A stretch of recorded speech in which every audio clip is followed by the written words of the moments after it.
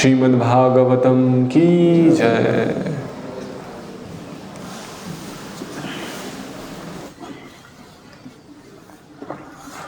स्कंद 4 अध्याय 6 श्लोक संख्या 31। ओम नमो भगवते वासुदेवाय।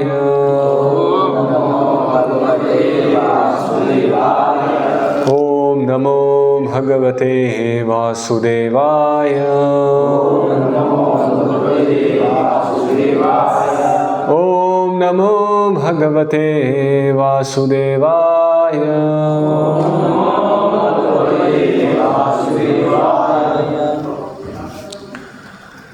साथ में उच्चारण करेंगे।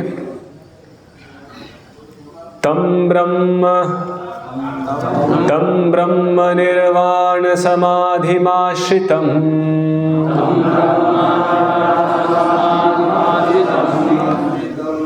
व्युपाश्रितं गिरिशं योगकक्षाम्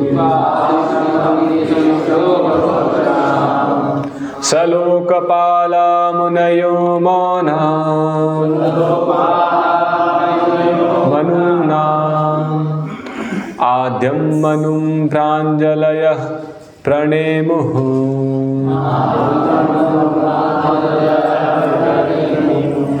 शब्दार्थ। तम उसको, शिव को, ब्रह्म निर्वाण ब्रह्मानंद में, समाधिम समाधि, आश्रितम लीन, युपाश्रितम टेके हुए, गिरीशम शिव, योग कक्षाम अपने बाएं घुटने को गांठदार कपड़े से मजबूती से कसें। सलोकपालः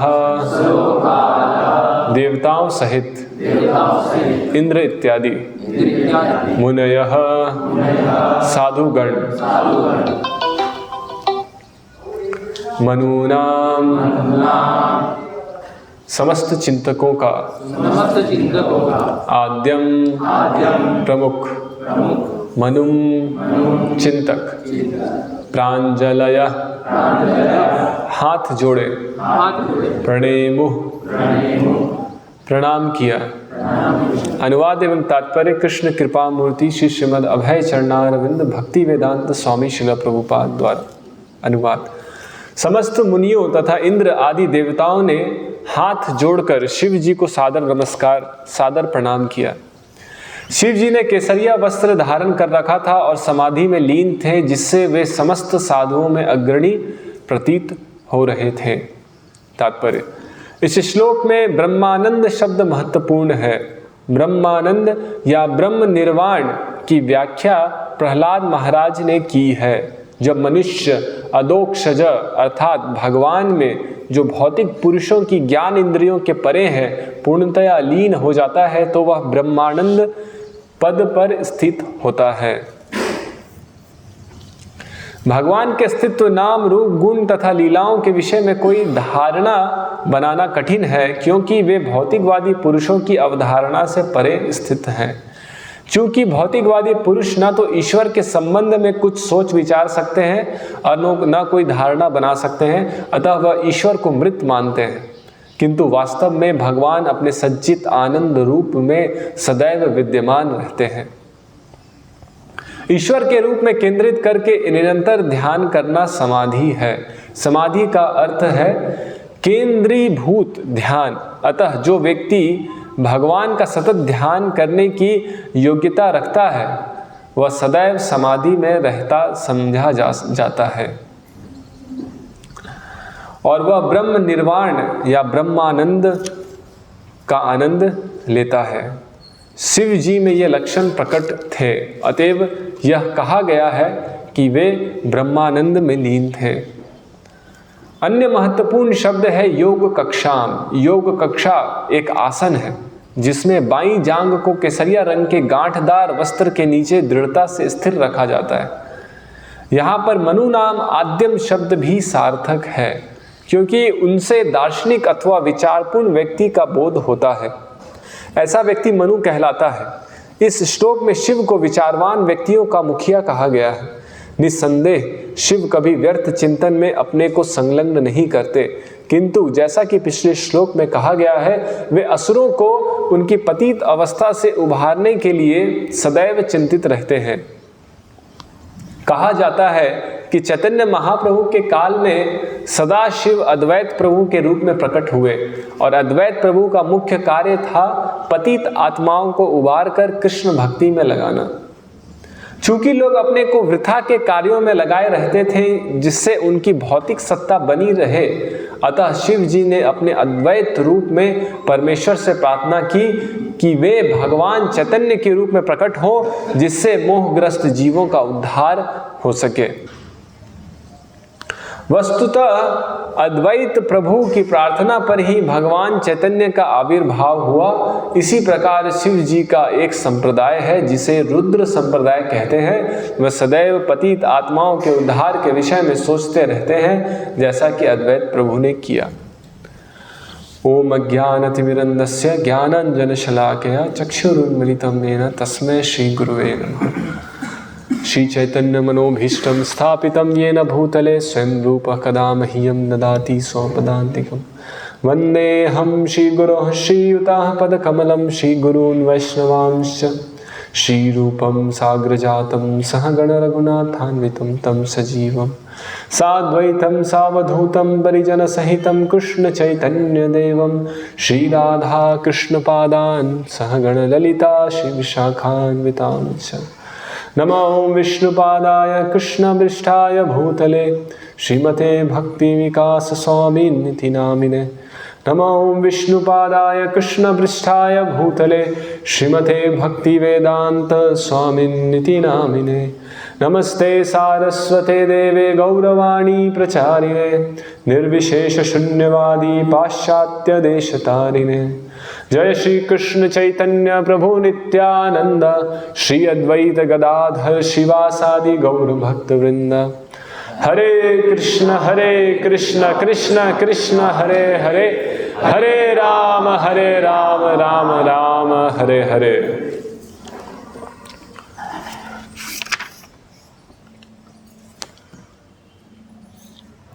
हरे कृष्ण। तो आज हम 39वां श्लोक देख रहे हैं। तम ब्रह्म निर्वाणम समाधिमाश्रितम व्यपाश्रितम गिरिशम योग कक्षाम सलोकपाला मुनियो मनूनाम आद्यम मनुम प्रांजलय प्रणेमु। तो यहाँ पे जब पूरी घटना हो गई, जो दक्ष और पिछले कुछ सत्रों में हमने देखा, पिछले कक्षाओं में, कि कैसे दक्ष और शिव जी के बीच में बात विवाद हुआ और परिणाम स्वरूप सती ने अपना शरीर त्याग दिया और दक्ष का सिर धड़ से अलग कर दिया गया और बहुत भयावह स्थिति पूरे यज्ञ स्थल पे बना दी गई। अभी तक हमने ये सब सुना। तो अब सारे देवी देवतागण, क्योंकि एक महान पुरुष का अपमान जब होता है, तो पहले भी हमने चर्चा की थी कि जब एक महान पुरुष का अपमान होता है तो उसका परिणाम सिर्फ जो अपमान करता है सिर्फ वो नहीं झेलता है, उसके आसपास में जो भी उस अपमानजनक कार्य के साक्षी थे, जिन्होंने भी देखा था या सुना था उस अपमानजनक कार्य को, वो सब उस पाप के भागी बनते हैं और सबका विनाश हो जाता है। तो जो दक्ष ने अपमान किया था शिव जी का, तो उस सभा में सारे देवी देवता गण भी थे, सारे ब्राह्मण गण भी थे। तो सब ने शिव जी के अपमान को देखा था और सब वहाँ चुपचाप बैठे थे। तो परिणाम स्वरूप उनको भी इसका फल प्राप्त होगा, क्योंकि एक महान व्यक्ति का अपमान हुआ है। तो अब इस अध्याय में, जो छठा अध्याय अब हम देख रहे हैं, इस अध्याय में सारे देवी देवतागण ब्रह्मा जी के साथ शिव जी के पास पहुँचते हैं और शिव जी को प्रार्थना अर्पण करते हैं और क्षमा याचना करते हैं कि जो हमने किया हमसे भूल हो गई, हम आपके उत्कृष्ट स्थिति को समझने में असमर्थ थे, इसलिए हमको क्षमा प्रार्थी है। तो वही प्रार्थनाएं इस अध्याय में दी हुई है। जो ब्रह्मा सारे देवताओं के साथ जाकर के जो प्रार्थनाएं कर रहे हैं शिव जी को, वो प्रार्थनाएं इस अध्याय में हैं। तो यहाँ पे ब्रह्मा जी कहते हैं कि समस्त मुनियों तथा इंद्र आदि देवताओं ने हाथ जोड़कर शिव जी को सादर प्रणाम किया, है ना। यहाँ से प्रार्थनाएं शुरू होंगी। शिव जी ने केसरिया वस्त्र धारण कर रखा था, जिससे वो समस्त साधियों में अग्रणी प्रतीत हो रहे थे। तो शिव जी को यहाँ पे श्लोक में बताया गया है कि शिव जी की स्थिति क्या है। शिव जी हमेशा ब्रह्म निर्वाणम समाधिम आश्रितम, वो हमेशा ब्रह्म निर्वाण की समाधि में आश्रित रहते हैं। उनका आश्रय क्या है? वो परम ब्रह्म। उनका आश्रय कोई भौतिक वस्तु नहीं है। तो एक सामान्य व्यक्ति जो इस भौतिक संसार में एक बद्ध जीव है, वो भौतिक गुणों या भौतिक प्रकृति के ऊपर आश्रित है और अपने सुख के लिए भौतिक प्रकृति का दोहन करके वो सुख प्राप्त करने का प्रयास करता है। लेकिन यहाँ पे वर्णन क्या है कि शिव जी एक बद्ध जीव की तुलना में उनकी स्थिति पृथक है। किस तरीके से पृथक है कि वो इस भौतिक प्रकृति के ऊपर आश्रित नहीं है ना। यहाँ पे क्या वर्णन लिखा गया है? ब्रह्म निर्वाणम समाधिम आश्रितम, वो उस समाधि पे आश्रित है, वो उस परम सत्य पे आश्रित है ना। तो ये शिव जी की एक पृथक स्थिति है। वो हम जैसे बद्ध जीवों से या सामान्य देवी देवताओं से उनकी स्थिति पृथक है। और किस चीज पे हम निर्भर हैं? हम अपने कर्म फलों पे निर्भर हैं, है ना। हमारा सुख और दुख हमारे कर्म फलों पे निर्भर है। लेकिन शिव जी की स्थिति क्या? वो भी शिव जी भी कर्म फलों पे निर्भर है? नहीं, वो समाधि की स्थिति है ना। तो समाधि की स्थिति कौन सी स्थिति होती है? वो त्रिगुणातीत स्थिति है, वो तीनों गुणों से मुक्त स्थिति है, उसको समाधि की स्थिति कहते हैं।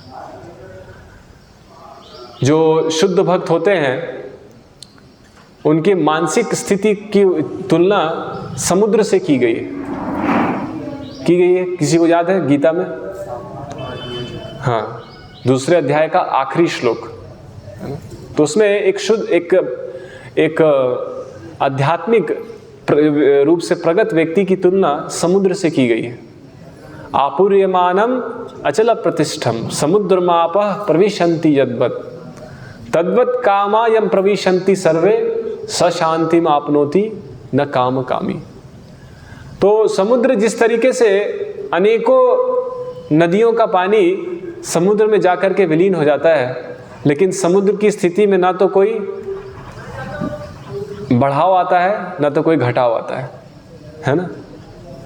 आप देखेंगे कभी बीच के पास आप जाएं तो कितने रिलैक्स्ड होकर के लोग बीच पे घूमते हैं। उनको डर नहीं लगता है कि इतना बड़ा समुद्र है, हल्का सा भी थोड़ा इधर उधर होगा तो कितना पानी चाहिए एक आदमी को डुबाने के लिए, है ना। ना के बराबर पानी भी अगर समुद्र से निकल गया बाहर तो पूरा शहर को डुबा देगा, ना के बराबर पानी भी निकल गया। लेकिन लोग चिंता से रहित हैं, उनको कोई डर नहीं है कि समुद्र का पानी अपनी सीमा को नहीं लांघेगा। वो एकदम आश्वस्त हैं और खेल कूद रहे हैं, बच्चे सब खेल रहे हैं, घूम फिर रहे हैं, कोई चिंता नहीं। उसी तरीके से एक नित्य सिद्ध मुक्त व्यक्ति की चेतना उस समुद्र के समान होती है। उसको भय नहीं होता है कि मेरा मन कहीं विचलित हो जाएगा, उसका कोई भय नहीं। पूर्ण रूप से मन इंद्रियां पूर्ण रूप से संयम है। किसी भी परिस्थिति में हो, परिस्थिति समय उसका कोई प्रभाव उस शुद्ध स्थिति में नहीं पड़ता है ना। तो वो मुक्त है, हम भयभीत हैं। हमारी स्थिति क्या है? हम भय में हैं। हमको भय क्या है? इन इंद्रियों से हम भयभीत हैं ना। इसकी तृष्णाओं से, दो चीज़ों का से एक बद्ध जीव परेशान है। पहली चीज़ है भूतपूर्व घटनाओं का विलाप, और भविष्य में होने वाली घटनाओं की चिंता या डर। Lamentation of the past, fear of the future. सोचती कांक्षति, हमेशा विलाप कर रहा है कुछ घटनाओं को लेकर के, या फिर चिंता कर रहा है कुछ भविष्य को लेकर के। तो एक बद्ध जीव इसी में व्यस्त है, या तो डरा हुआ है, या तो विलाप कर रहा है, नहीं तो भयभीत है, नहीं तो चिंतित है। लेकिन एक मुक्त व्यक्ति की स्थिति कैसी है? वो मुक्त है, वो इस शोचती कांक्षति से मुक्त है,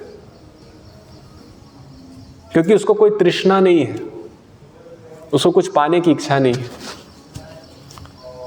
है ना। जिसको पाने की इच्छा है उसको खोने का डर है, जो खो गया उसका डर है, या भविष्य में कहीं कुछ लूट गया या नहीं कुछ पाने का प्रयास किया, नहीं मिला, तो फिर उसका विलाप है।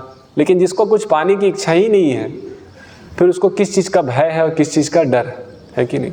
तो जो मुक्त पुरुष होते हैं उनकी तुलना उस समुद्र से की गई है, और वो समुद्र जिस तरीके से शांत रहता है, उसी तरीके से मुक्त व्यक्ति की मानसिक स्थिति एकदम शांत रहती है। उसको उसके मन से कोई खतरा नहीं है, उसको उसके इंद्रियों से कोई खतरा नहीं है।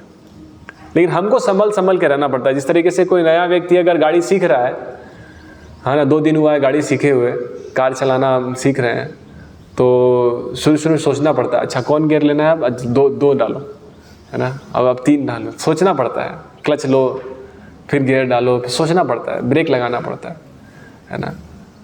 कभी ब्रेक की जगह एक्सीलेटर दब जाता है, तो फिर गाड़ी भाग जाती है, एक्सीडेंट हो जाता है, गलती हो गया।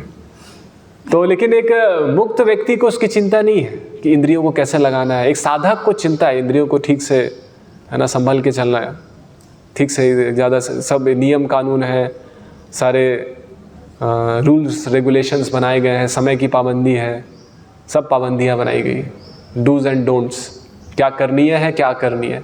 लेकिन मुक्त व्यक्ति के लिए कुछ करनीय का भेद नहीं है, वो मुक्त है।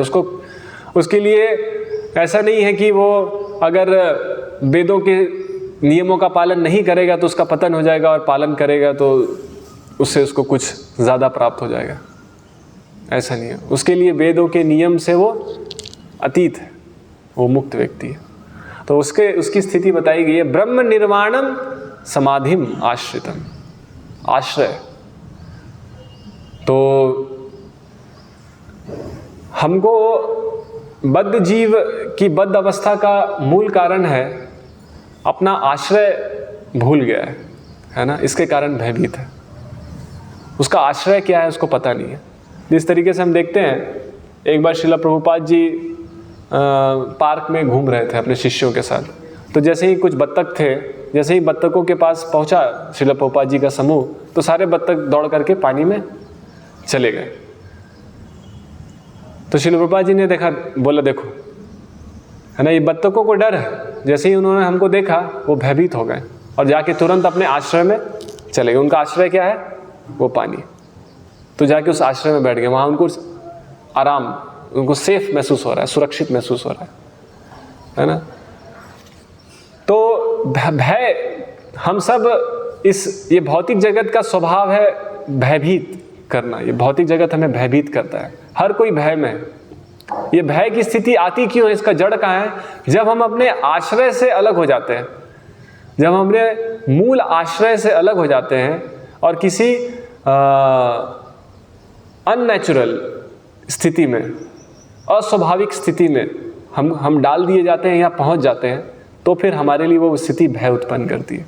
जिस तरीके से मछली को अगर पानी से निकाल दिया जाए और उसको सारा ऐशो आराम दिया जाए, तो क्या सुखी रहेगी? नहीं। क्यों नहीं सुखी नहीं रहेगी? क्यों सुखी नहीं रहेगी? क्योंकि वो अपने आश्रय से अलग हो गई है।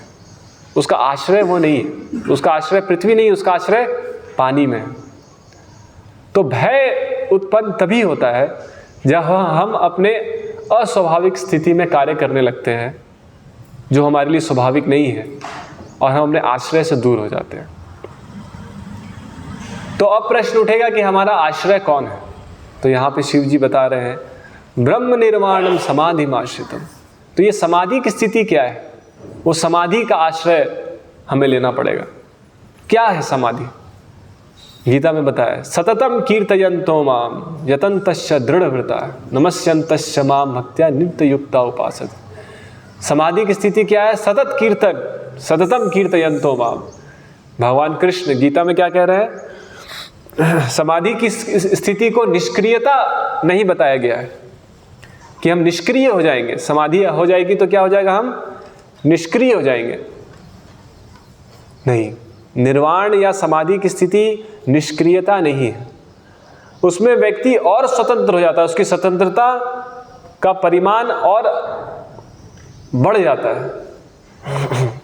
कुछ हद तक स्वतंत्रता अभी हमारी है, लेकिन अभी हमारी स्वतंत्रता बहुत कम है, क्योंकि हम अभी बीमार अवस्था में हैं। भव रोग बताया गया है, हम भव रोग से ग्रसित हैं, जन्म मृत्यु के चक्र का रोग है, उस रोग से ग्रसित है। तो इस भव रोग में हमको इतनी स्वतंत्रता है, जब हम इस रोग से मुक्त हो जाएंगे तो कितनी स्वतंत्रता होगी। एक रोगी व्यक्ति जब रोग में होता है तो उसकी स्वतंत्रता कुछ हद तक होती है, लेकिन अगर वो रोग से मुक्त हो जाए तो और स्वतंत्रता बढ़ेगी कि घटेगी? बढ़ेगी ना। उसी तरीके से जब तक हम बद्ध अवस्था में थे, हम अपने इंद्रियों से बद्ध हैं, हम अपने मन से बद्ध हैं, इस शरीर से बद्ध हैं, तो हमको कुछ स्वतंत्रता है। तो जब मुक्त होंगे तो स्वतंत्रता बढ़ेगी या खत्म हो जाएगी? बढ़ेगी, है ना। हम और स्वतंत्र हो जाएंगे। तो यहाँ पे बताया गया है कि समाधिम आश्रितम, कि जब वो व्यक्ति उस समाधि में होता है, कौन सी समाधि? सतत कीर्तन की समाधि, कि जब भगवान का सतत कीर्तन करने लगता है, उसके लिए फिर कोई देश काल पात्र समय की कोई पाबंदी नहीं रहती। जैसे प्रभुपाद जी के जीवन में हम देखते हैं, उनके लिए कोई समय की पाबंदी थी? प्रभुपाद जी एक देश से दूसरे देश जाते थे, पहले भी मैंने बताया था। प्रभुपाद जी एक देश से दूसरे देश जाते थे, दूसरे देश से तीसरे देश जाते थे, एक दिन में 3-4 देश चले जाते थे, कभी ऐसा भी होता था। लेकिन उनको कभी भी जेट लैग नहीं हुआ। जेट लैग मतलब जब हम एक काल चक्र से निकल करके दूसरे काल चक्र में प्रवेश करते हैं, मतलब कि एक देश से दूसरे देश में प्रवेश करते हैं, तो मन और शरीर को एडजस्ट होने में समय लगता है। तो थोड़ा सिर दर्द हो जाता है, थोड़ा फीवर हो जाता है, ऐसा हर किसी के साथ होता है। लेकिन प्रभुपाद जी के साथ कभी ऐसा नहीं होता। प्रभुपाद जी तुरंत इंडिया से निकले, अमेरिका में लैंड किए, तुरंत वहाँ पे प्रचार चालू। कोई समय रेस्ट करने के लिए कोई समय नहीं चाहिए, तुरंत एक्टिव, लोगों से मिलना चालू, प्रचार करना चालू, सब। कोई उसके लिए रेस्ट का कोई समय नहीं। क्यों? क्योंकि वो मन और इंद्रियां, ये शरीर सब मुक्त है, तो डिग्री ऑफ फ्रीडम बहुत बढ़ गई है ना। अब वो शरीर मन अब से संकुचित नहीं है, उनकी कार्य, उनकी क्रियाएं इस शरीर मन की सीमितताओं से संकुचित नहीं है। लेकिन बद्ध जीव संकुचित है अपने मन और इंद्रियों की सीमितताओं से। तो एक बार श्रील प्रभुपाद जी से एक भक्त ने पूछा कि आज आधुनिक विज्ञान जंबो जेट बना रहा है, एरोप्लेन बना रहा है, जंबो जेट बना रहा है, तो हम तो पहले से ज़्यादा मुक्त हो गए हैं। पहले हम ज़मीन पे चलते थे, अब हम हवा में भी उड़ रहे हैं। तो प्रभुपाद जी ने कहा कि मुक्त क्या हुआ? पेट्रोल ख़त्म हो जाता है तो नीचे आना पड़ता है ना, पेट्रोल भराना पड़ता है, तो मुक्त कहाँ कैसे हो गए? तो लेकिन फिर भी लेकिन कुछ दायरा है हमारा, लेकिन उस दायरे में हम मुक्त हो गए हैं। भले ही सीमित है हमारी मुक्ति, सीमित है, लेकिन मुक्त तो है, हवा में तो उड़ रहे हैं, सीमित है। लेकिन तो प्रभुपाद जी ने बोला कि अगर मुक्ति सीमित है तो मुक्ति नहीं है। सीमित मुक्ति का, सीमित स्वतंत्रता का अर्थ स्वतंत्रता नहीं है कि नहीं? स्वतंत्रता अगर होगी तो सीमितता क्यों होगी? तो प्रभुपाद जी ने कहा जिस तरीके से एक गाय को एक रस्सी से खूंटे से बांध दिया जाए तो उसकी स्वतंत्रता उस खूंटे तक है ना, उस खूंटे तक स्वतंत्रता है, लेकिन तब तक है जब तक घास है। जब घास खत्म हो जाएगी तो, है ना, तो स्वतंत्रता, सीमित स्वतंत्रता का अर्थ है स्वतंत्रता नहीं है कि नहीं? एक मछली है, छोटा सा एक पानी में मछली है, उसमें फुदक रही है ना। होता है ना कहीं कि छोटा छोटा पानी होता है, थोड़ा पानी का होता है, उसमें मछली उछलते रहती है। तो कब तक वो मछली उस पानी में उछलेगी? सीमित स्वतंत्रता है, लेकिन जब पानी सूख जाएगा तब सूर्य निकलेगा, पानी सुखा देगा तो उसकी स्वतंत्रता खत्म हो जाएगी। यानी कि सीमित स्वतंत्रता का अर्थ है स्वतंत्रता नहीं है। तो आधुनिक विज्ञान ऐसा प्रोपेगेंडा कर रहा है कि आप स्वतंत्र हो रहे हैं, आप स्वतंत्र हो रहे हैं, लेकिन अल्टीमेटली स्वतंत्रता नहीं है। हम और प्रकृति के नियमों में और बंध रहे हैं और हम जकड़े जा रहे हैं। दुख औषधम तदपि दुखम अतद्धियाहम भ्रमण भ्रमामि वद में तव दास्य योगम। प्रहलाद महाराज कहते हैं कि यस्मात् प्रिय अप्रिय वियोग संयोग जन्म, कि ये प्रिय और अप्रिय का वियोग और संयोग है ना, कभी प्रिय वस्तु का संयोग होता है तो कभी अप्रिय वस्तु का या प्रिय वस्तु का वियोग होता है तो कभी अप्रिय वस्तु का संयोग होता है। तो उससे क्या जन्म लेता है? शोकाग्निना सकल योनिषु दह्यमानः। तो उससे शोक अग्नि का जन्म होता है। जब प्रिय वस्तु का वियोग होता है और जब अप्रिय वस्तु का संयोग होता है तो उससे जन्म क्या लेता है? शोक अग्नि। शोकाग्निना सकल योनिषु, और सारे योनि इस शोक अग्नि में दह्यमानः, जल रहे हैं। अब जल रहे हैं तो इसका उपाय करने का प्रयास कर रहे हैं, सब कुछ ना कुछ तो आप उपाय कर रहे हैं, जितना बुद्धि है, जितना सब प्रयास कर रहे हैं सीमित स्वतंत्रता में। गर्मी लग रहा है, एसी लगा लो, है ना, पैदल जाना है, गाड़ी खरीद लो, लेकिन हो क्या रहा है? जो भी हम उपाय बना रहे हैं वो हमारे गले का फंदा बन जा रहा है ना। एसी बना लिया, प्रकृति में गर्मी होने लगा, वो एसी काम नहीं कर रहा है, अब उससे और ज़्यादा एसी चाहिए, अब उससे भी काम नहीं चल रहा, उससे और हैवी एसी चाहिए, है कि नहीं। अब नया नया आविष्कार करना पड़ रहा है, क्योंकि जितना ज़्यादा आप तकनीकी विकास कर रहे हैं, प्रकृति उतना ज़्यादा विषम होते जा रही है, और उस विषम प्रकृति से लड़ने के लिए आपको और तकनीक का विकास करना पड़ रहा है। प्रकृति और विषम हो जा रही है, और उस विषम प्रकृति को लड़ने के लिए आपको और तकनीक का विकास करना पड़ रहा है। इस तरीके से हम उसी में उलझते चले जा रहे हैं। तो प्रहलाद महाराज कहते हैं कि ये शोक अग्नि का उपाय करने के लिए जो औषधि हम लगा रहे हैं वो हमारे लिए और दुख का कारण बन रहा है। दुख औषधम तदपि दुखम, ये दुख की औषधि और दुख का कारण बन रही है।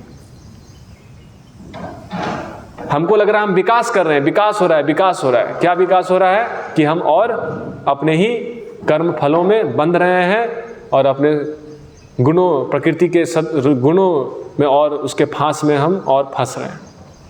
दुख औषधम तदपि दुखम अतद्धियाहम, क्यों हमारे लिए वो औषधि, जो भी प्रयास है वो हमारे गले का फांस क्यों बनता जा रहा है? क्योंकि ये अहम की बुद्धि और बढ़ रही है। अहम, मैंने, मैं और मेरा, अतद्धियाहम। तो जो औषधि होनी चाहिए थी वो क्या होनी चाहिए थी? कि इस अहम की बुद्धि से मुक्त होना, है ना। जीवेर स्वरूप होए कृष्णेर नित्य दास, दासत्व को स्वीकार करना। लेकिन जो भी प्रयास हम कर रहे हैं उससे हमारा अहंकार और बढ़ रहा है। हमने ये बना दिया, हमने वो बना दिया, हम इतना विकसित हो गए, हम विकास कर रहे हैं। हम प्रकृति का दोहन करना, उसको विकास की परिभाषा हमने दे दिया। विकास की परिभाषा क्या है? जो जितना ज़्यादा समर्थ है प्रकृति का दोहन करने में, वो विकास है, विकास कर रहा है वो। तो प्रहलाद महाराज कहते हैं भूमन भ्रमामि वद में तव दास्य योगम, कि इस बद्ध जीव के लिए जो जन्म मृत्यु के चक्र में भ्रमण कर रहा है उसके लिए औषधि क्या है? दास्य योगम। भक्ति योग को दास्य योग बता रहे हैं, क्योंकि भक्ति योग क्या है? दास्यता स्वीकार करना, शरणागति लेना, भगवान की शरणागति लेना। तो उस दास्यता को स्वीकार करना, तो भगवान का आश्रय ग्रहण करना। हमारी भयभीत स्थिति का समाधान क्या है? कैसे हम अपने भय से मुक्त हो सकते हैं? अपने वास्तविक आश्रय को स्वीकार करना, है ना। लेकिन हम क्या करते हैं? हम अपने जीवन की समस्याओं का उपाय ढूंढने के लिए दूसरे लोगों से पूछते हैं, या दूसरे ऐसे व्यक्ति से पूछते हैं जो खुद उस समस्याओं में बंधा हुआ है ना। तो भागवत में ऋषभ देव बताते हैं, प्रहलाद महाराज की प्रार्थनाओं में प्रहलाद महाराज वर्णन करते हैं कि नते विदु स्वार्थ गतिम ही विष्णुम दुराशया ये बहिरर्थ मानिना, कि क्योंकि जीव को उसका स्वार्थ पता नहीं है तो हमको पता नहीं है कि मेरे लिए क्या अच्छा है, मेरे लिए वास्तविक मेरा कल्याण किससे होगा, हमको उसका ज्ञान नहीं है। तो हमको कैसे पता चलेगा कि कौन मेरे कल्याण का वास्तविक मेरा मित्र है, कौन मेरा वास्तविक कल्याण चाहता है? हम उसको निर्धारित नहीं कर पाएंगे क्योंकि हमको पता ही नहीं मेरा वास्तविक कल्याण है क्या। हम शरीर को अपना मान रहे हैं, तो जो भी हमको शारीरिक स्तर पे सुख देता है हमको लगता है ये मेरा स्वजन है, ये मेरा अच्छा सुहित है, मेरा अच्छा चाहने वाला है, क्योंकि मेरे शरीर के बारे में सोच रहा है। और जो आत्मा के बारे में बताता है वो हमको लगता है कि ये तो फालतू लोग हैं, ये इनका क्या आवश्यकता है, क्योंकि हमको पता ही नहीं है कि हमारा कल्याण कैसे होगा। नते विदु स्वार्थ, जब हमको अपना स्वार्थ पता नहीं है तो दूसरा व्यक्ति हम कैसे चुनेंगे? अपने सुहित को, हमारे शुभ चिंतक को हम कैसे चुनेंगे जब हमको पता ही नहीं है क्या सही है क्या गलत। तो प्रहलाद महाराज कहते हैं नते विदु स्वार्थ गतिम ही विष्णु, क्योंकि अपना स्वार्थ नहीं जानने के कारण कि विष्णु हमारा वास्तविक आश्रय है, हमारा स्वार्थ है, हम इस शरीर को और शरीर से संबंधित परिजनों को, देश को, समाज को हम अपना मान लेते हैं। और अंधा यथांधे रूपनीय मानस, और एक अंधा दूसरे अंधे को अपना शुभ चिंतक मान लेता है। अंधा यथांधे, है ना, बेटा अंधा है, पिता अंधे है, अब वो अंधा पिता अंधे बेटे को रास्ता दिखा रहा है, तो क्या दिखाएगा रास्ता, है ना। तो खुद भी गड्ढे में जाएगा, उस पुत्र को भी गड्ढे में लेके जाएगा।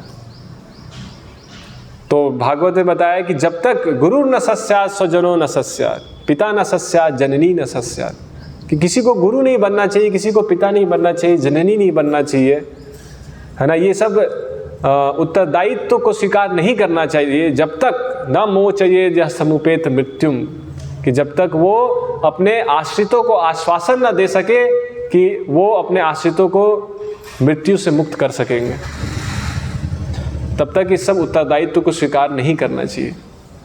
गुरु न सस्यात् स्वजनो न सस्यात्, पिता न सस्यात् जननी न सस्यात्, दैवम न तत्स्यान् न पतिश्च सस्यान्, न मोचेद यः समुपेत मृत्यु। ये योग्यता है ना। क्योंकि सुहित बनने के लिए वास्तविक सुहित कौन है? जो हमको बताए कि कैसे हम अपने जन्म मृत्यु के चक्र से मुक्त हो सकते हैं, कैसे हम उस समाधि की स्थिति में अपने वास्तविक आश्रय को कैसे प्राप्त कर सकते हैं, जो हमारा वास्तविक आश्रय है ना। तो अंधा यथांधे, तो वर्तमान आधुनिक समाज क्या है? अंधा यथांधे, एक अंधा दूसरे अंधे को रास्ता दिखा रहा है। लेकिन जो एक शुद्ध भक्त होता है, जो शिव का रिप्रेजेंटेटिव है, शिव जी का रिप्रेजेंटेटिव है। रिप्रेजेंटेटिव को हिंदी में क्या बोलते हैं? प्रतिनिधि। जो शिव जी का प्रतिनिधि है वो वास्तविक कल्याण हमको बता सकता है, क्योंकि शिव जी को वास्तविक कल्याण पता है ना। इसलिए इनको क्या बताया गया है यहाँ पे? मनु नाम आद्यम मनुम। यहाँ श्लोक में देखें आप, मनु नाम आद्यम मनुम, कि मनु कौन है? जो विचारवान है उसको मनु कहा जाता है। मनु किसको कहा जाता है? विचारवान व्यक्ति को मनु कहा जाता है। और जो शिव है वो क्या है? मनु नाम आद्यम मनुम, सारे विचारवान व्यक्तियों का नेता है शिव। शिव जी सारे विचारवान व्यक्तियों में सबसे विचारवान व्यक्ति है शिव। क्या विचार कर रहे हैं वो? क्या विचार करते हैं वो? देव किस समाधि में रहते हैं? मैंने पिछले अध्याय में हमने चर्चा किया था, उनकी समाधि या उनका चिंतन कहाँ रहता है? वसुदेव शब्दितम सत्वम विशुद्धम वसुदेव शब्दितम, है ना। वो उस विशुद्ध सत्व के ऊपर चिंता करते हैं, ध्यान करते हैं, और वो विशुद्ध सत्व क्या है? वासुदेव। उस वासुदेव की स्थिति में शिव जी ने भी बताया था ना पिछले अध्याय में, भूल गया कि शिव जी से जब पार्वती ने पूछा कि मेरे पिता आए थे, सती ने पूछा कि मेरे पिता आए थे तो आप खड़े क्यों नहीं हुए सम्मान देने के लिए, आप कहाँ ध्यान में लगे हुए थे? तो शिव जी ने क्या बोला कि मैं तो हर समय उस परम पुरुष वासुदेव को नमस्कार करता रहता हूँ, तो मुझे क्या ज़रूरत है किसी अन्य व्यक्ति को नमस्कार करने की, मैं हमेशा उसके ध्यान में रहता हूँ। तो शिव जी से पूछा जब सती ने, आप किसके ध्यान में रहते हैं? तो शिव जी ने क्या बताया? वासुदेव शब्दितम, मैं वासुदेव के ध्यान में रहता हूँ, है ना, वर्णन आया था पीछे। तो शिव जी हमेशा वासुदेव का ध्यान करते रहते हैं और चिंतित रहते हैं कि कैसे इन बद्ध जीवों को जो इस भौतिक तृष्णा में लिप्त हैं और जन्म मृत्यु के चक्र में भ्रमण कर रहे हैं, है ना, शोक अग्नि में जल रहे हैं, कैसे इनको इससे मुक्त करके उस स्थिति में लाया जाए, है कि नहीं। अगर कोई भौतिक स्थिति में कोई अच्छा स्थिति होता तो शिव जी भी उस स्थिति में रहना चाहते, है ना, लेकिन शिव जी किस स्थिति में रहते हैं? वासुदेव स्थिति में रहते हैं, वासुदेव की स्थिति में रहते हैं, वासुदेव का ध्यान करते रहते हैं। यानी कि इस संसार में कोई ऐसी स्थिति नहीं है जहाँ पे जीव अपने कष्टों से मुक्त हो सके जब तक कि वो उस वासुदेव स्थिति में नहीं आएगा। इसलिए क्योंकि शिव जी भी उस वासुदेव का ध्यान करते रहते हैं तो वो इसकी चिंता में रहते हैं। श्रील प्रभुपाद जी यहाँ लिख रहे हैं, वे असुरों को उनकी पतित अवस्था से उबारने के लिए सदैव चिंतित रहते हैं, है ना। कहा जाता है कि चैतन्य महाप्रभु के काल में, अब चैतन्य महाप्रभु के समय में क्यों शिव जी हमेशा, कैसे हम इसको सिद्ध कर सकते हैं कि शिव जी हमेशा बद्ध जीवों को उबारने के लिए चिंतित रहते हैं? क्योंकि चैतन्य महाप्रभु के काल में शिव जी का अवतार किस रूप में हुआ था? अद्वैत आचार्य। जो अद्वैत आचार्य हैं, जय श्री कृष्ण चैतन्य प्रभु नित्यानंद श्री अद्वैत, जो अद्वैत आचार्य हैं वो कौन है? शिव जी के अवतार है ना, सदा शिव के अवतार है। तो अद्वैत आचार्य जब अवतरित हुए तो उसमें अद्वैत आचार्य की प्रार्थना से चैतन्य महाप्रभु प्रकट हुए थे, है कि नहीं। अद्वैत आचार्य ने प्रार्थना की कि ये सब बद्ध जीव अलग अलग भौतिक कार्यों में लिप्त हैं, अपना हित न जान करके, अपना स्वार्थ न जान करके कि भिन्न भिन्न भौतिक कार्यों में लिप्त हैं और इस तरीके से जन्म मृत्यु में भ्रमण कर रहे हैं, अपना मनुष्य जीवन व्यर्थ कर रहे हैं। तो कैसे ये इन बद्ध जीवों को ज्ञात दिलाया जाए कि कैसे ये अपने मनुष्य जीवन का वास्तविक हित सिद्ध करें। तो फिर अद्वैत आचार्य ने प्रार्थना की और चैतन्य महाप्रभु भगवान से प्रार्थना की कि आप चैतन्य महाप्रभु के रूप में अवतार लीजिए और इन बद्ध जीवों को इनकी बद्ध अवस्था से मुक्त कीजिए। तो शिव जी का चिंतन हमेशा रहता है, वो अलग अलग रूप में भगवान की लीलाओं में अवतार लेते हैं और इस तरीके से बद्ध जीवों को कैसे मुक्त करना है। तो वर्तमान समय में शिव जी का प्रतिनिधि कौन है? कौन है? प्रभुपाद, श्रील प्रभुपाद। क्योंकि वर्तमान समय में प्रभुपाद जी ने जिस स्तर पे कार्य किया और पतित आत्माओं का उद्धार किया, उस स्तर पे और कोई है? मतलब कि जिस अनुपात में पतित आत्माओं का उद्धार हुआ प्रभुपाद जी के प्रचार से, प्रभुपाद जी के कार्यों से, तो शिव जी का वास्तविक प्रतिनिधि वर्तमान आधुनिक समय में कौन है? श्रील प्रभुपाद।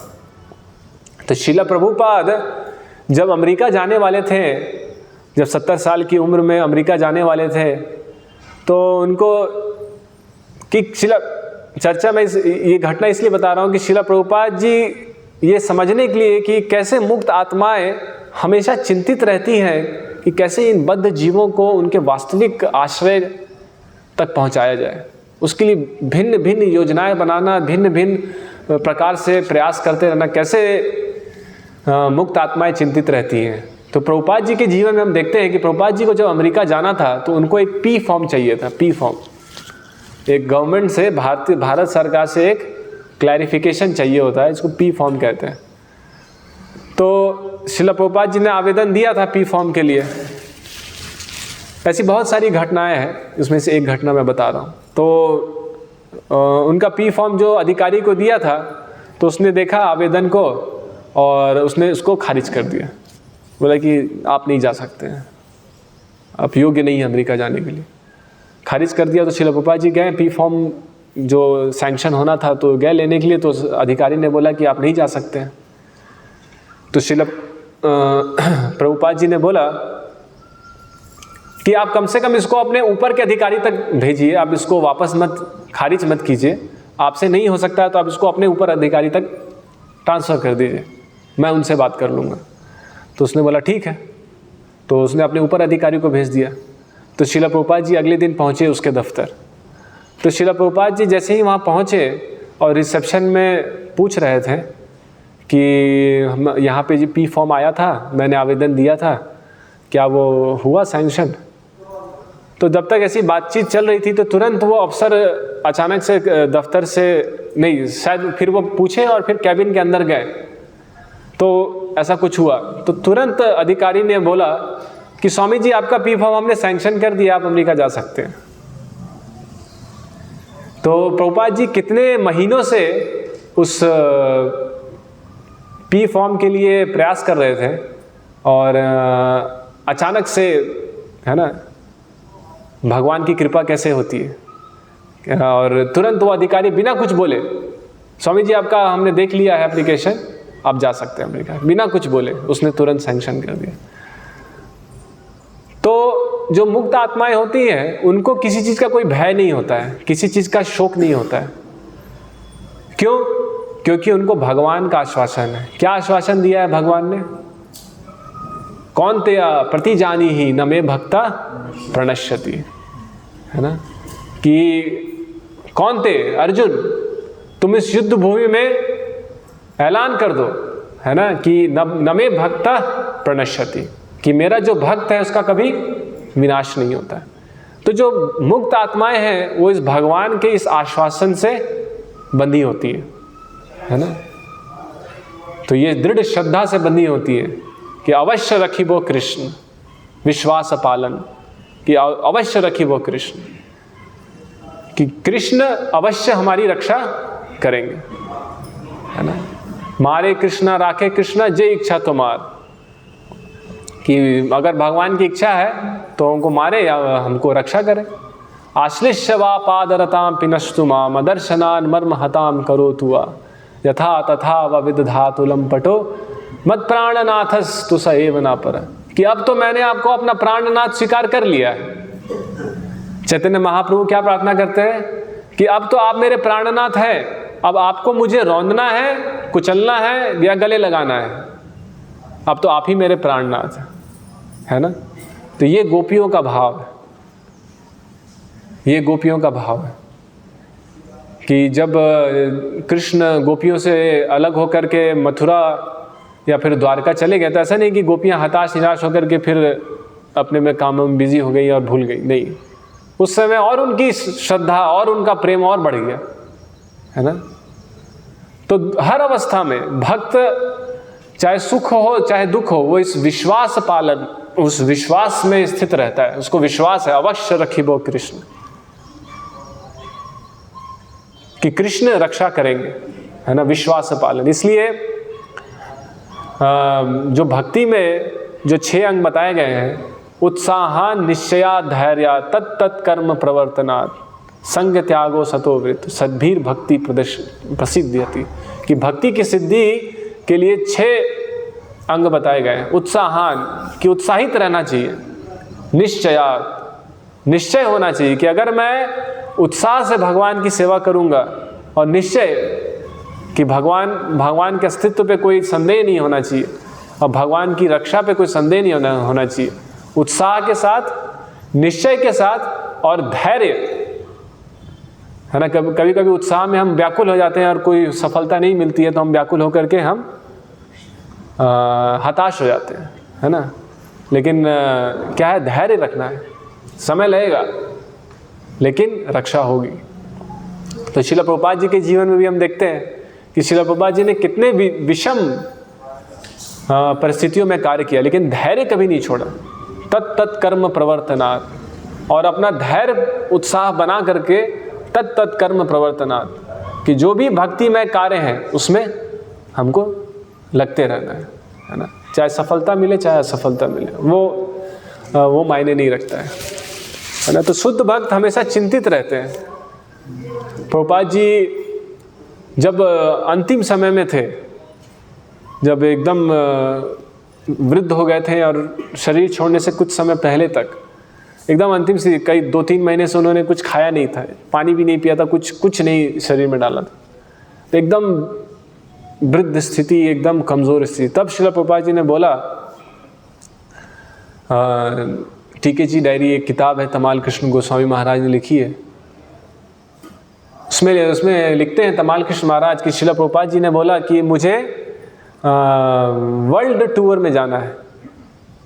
तो सारे भक्त आश्चर्य हो गए कि ये तो शरीर में कुछ प्राण, एकदम शरीर तो एकदम कमज़ोर हो गया है और जान नहीं है शरीर में। तो श्रील प्रभुपाद जी ने बोला कि मुझे वर्ल्ड टूर में जाना है। तो शिष्यों ने पूछा कि आप कैसे जाएंगे वर्ल्ड टूर में? तो आपका शरीर तो कार्य नहीं कर रहा है, आप तो बीमार हैं, और हो सकता है कि आप एरोप्लेन तक जाते जाते में ही कहीं प्राण ये ना निकल जाए, या हो सकता है कि दूसरे देश में पहुंचने से पहले ही कुछ ना हो जाए। बहुत कमज़ोर, खड़े नहीं हो पाते थे, 2 लोग पकड़ करके बैठाते थे और फिर 2 लोग पकड़ करके चेयर में बैठाते थे, लेटाते थे, सब मतलब कि पूरा शरीर से शक्ति नहीं थी। तो उन्होंने कहा कि मुझे वर्ल्ड टूर में जाना है। तो जब शिष्यों ने कहा कि हो सकता है कि आप रास्ते में ही प्राण ये हो जाए, निकल जाए, तो श्रील प्रभुपाद जी ने बोला कि अगर मैं रास्ते में ही मर गया, रास्ते में ही मेरी प्राण निकल गई, तो कम से कम जो आने वाले अनुयायी हैं, कम से कम वो देखेंगे कि एक वृद्ध व्यक्ति प्रचार करते करते उसने प्राण दे दिया। तो फिर जो आने वाले अनुयायी हैं वो फिर भक्ति के सिद्धांतों का पालन करेंगे, है ना।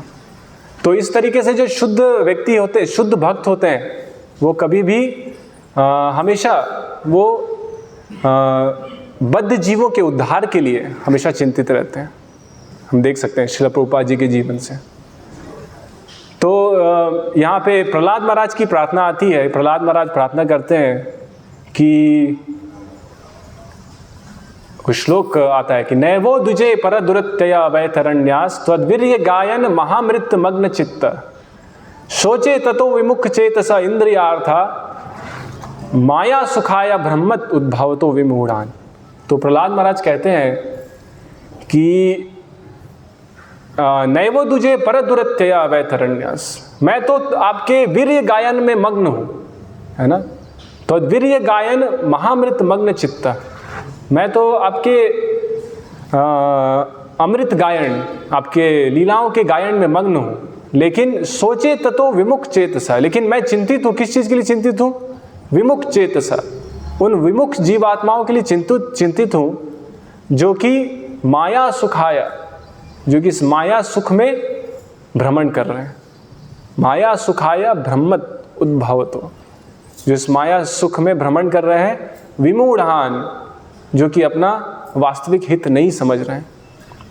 तो जो शुद्ध भक्त होते हैं उनको कोई दुख नहीं है। जैसे जीसस क्राइस्ट के जीवन में हम देखते हैं, जीसस क्राइस्ट, प्रभुपाद जी कई बार अपने लेक्चर्स में उदाहरण देते थे जीसस क्राइस्ट का। तो जीसस क्राइस्ट को जब सूली पे लटका दिया, तभी भी जीसस क्राइस्ट ने ऐसा नहीं कहा कि इन लोगों को दंड मिलना चाहिए जिन्होंने मुझे सूली पे लटकाया। तभी भी वो प्रार्थना कर रहे थे कि ठीक है, ये लोग मूर्ख हैं, इनको पता नहीं ये क्या कर रहे हैं, अज्ञानता में ये सब कर रहे हैं, इनको इसका दंड नहीं मिले, ये अज्ञानता में है। उसके लिए फिर भी प्रार्थना कर रहे हैं। ये शुद्ध भक्त की स्थिति है, फिर भी उस बद्ध जीवों के लिए प्रार्थना कर रहे हैं। तो श्रील प्रभुपाद जी से एक बार उनके शिष्य ने पूछा कि श्रील प्रभुपाद जी, आपने एक बार बताया था कि जो गुरु होते हैं वो कभी कभी शिष्यों के पाप कर्मों को, गुरु शिष्य के पाप कर्मों को लेता है, और कभी कभी गुरु को उसका पाप कर्मों के कारण गुरु को दुख भोगना पड़ता है। गुरु के शरीर में कुछ समस्याएं या गुरु के जीवन में कुछ दुख आते हैं उन पाप कर्मों के कारण, शिष्यों के पाप कर्मों के कारण। तो शिष्य ने पूछा गुरु प्रभुपाद जी से, तो प्रभुपाद जी ने बताया कि हाँ, कई बार ऐसा होता है कि शिष्यों के पाप कर्मों के कारण गुरु को कष्ट होना पड़ता है, और मेरे साथ में भी ऐसा होता है कि शिष्यों के पाप कर्मों के कारण मेरे जीवन में भी मुझे भी कष्ट उठाना पड़ता है। मेरे साथ भी ऐसा होता है। इसलिए चैतन्य, उन्होंने कहा, प्रभुपाद जी ने कहा कि इसलिए चैतन्य महाप्रभु ने बहुत सारे शिष्यों को स्वीकार करने के लिए मना किया है, क्योंकि अगर गुरु बहुत सारे शिष्यों को स्वीकार करेगा तो फिर क्या होगा कि उसको फिर उन शिष्यों के पाप कर्मों का कष्ट गुरु को भी लेना पड़ेगा।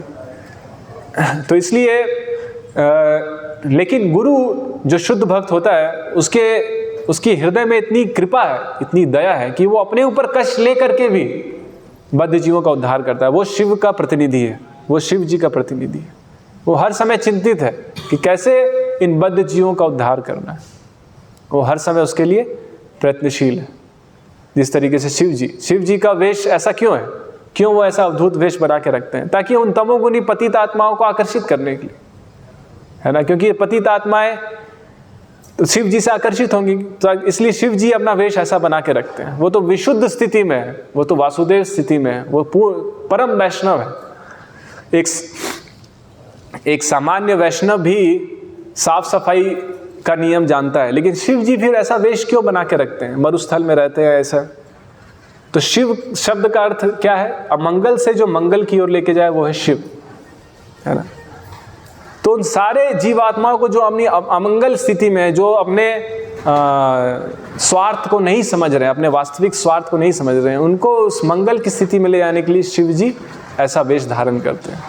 इसीलिए इसके लिए प्रभुपाद जी भी, तो आज देखते हैं कि हम जो इस्कॉन के सन्यासी हैं वो भी पैंट शर्ट पहन करके विदेश जाते हैं, है ना। पैंट शर्ट पहन करके विदेश जाते हैं। क्यों जाते हैं? वृद्ध हैं, 60, 65, 70 साल के, पैंट शर्ट पहन करके विदेश जाते हैं। विदेश जहाँ पे धोती कुर्ता भगवा वस्त्र अलाउड नहीं है, खास करके इस्लामिक देशों में, मुस्लिम देशों में, तो वहाँ पैंट शर्ट पहन के जाते हैं। क्यों? ताकि प्रचार कर सके, ताकि उन बद्ध जीवों के कल्याण के लिए। तो ऐसा वेश बना करके जाते हैं ताकि कल्याण कर सके, लोगों का कल्याण कर सके बद्ध जीवों को। इसलिए शिव जी ऐसा वेश बना के रखते हैं ताकि इन पतित जीवों का उद्धार करने के लिए। इसका मतलब ये नहीं है कि शिव जी तमोगुणी है ना। तो यहाँ पे उनको क्या बताया गया है? मनु नाम आद्यम मनु, कि जो सब हर समय चिंतित है बद्ध जीवों के उद्धार के लिए। हरे कृष्ण। श्रील प्रभुपाद की जय।